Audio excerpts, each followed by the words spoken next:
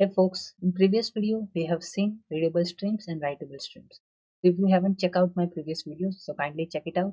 And in this video we are going to cover pipes in Node.js. So let's start.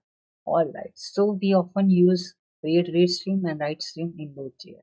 And this process is quite complex. And to make this process little bit easy, we use pipes in Node.js. So let's start. So as we seen in previous videos, this is string and this data is going to buffer, and when buffer is become full, this data is going further and we have to do manual operation each step. We have to manually handle or listen to data. But in the case of pipes, we can bypass this. So this is read stream data and this is buffer. When this buffer will become full, this data is going further and this pipe will do the automatic work.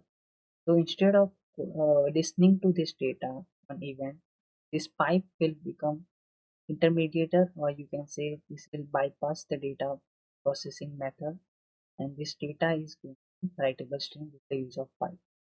Now let's look at code. So let's just remove these lines and just provide here pipe method and just provide here my write stream. And my new file is new text.txt, and this is the readable file, the readme.txt. We are going to read this data, put this data into the new text.txt. That's and run this, and you can see new text.txt is here, and you can see the data of readme.txt copied to text.txt. So last time we have created server with the use of HTTP module. If you haven't checked out this video, then kindly check out I button. Now let's try to write this data to this server. Comment,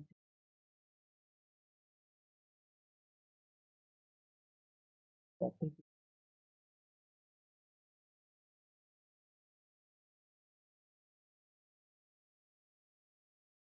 have to provide my string. Let's provide here once. Let's try to run. Our file name is s1 sn2 is listening to 3000. And see. Now let's go to our browser. Now let's try here localhost and 300. Let's press enter, and you can see data is copied. You can see this data is in readme.txt. Let's provide again paragraph. Let's try. And we can. That's how pipe works. Node.js. So this line is putting our data to write stream. This is write stream, which is used to write the data, and this is read stream, which is the data from file. So that's it for this video. Thank you for watching. Bye.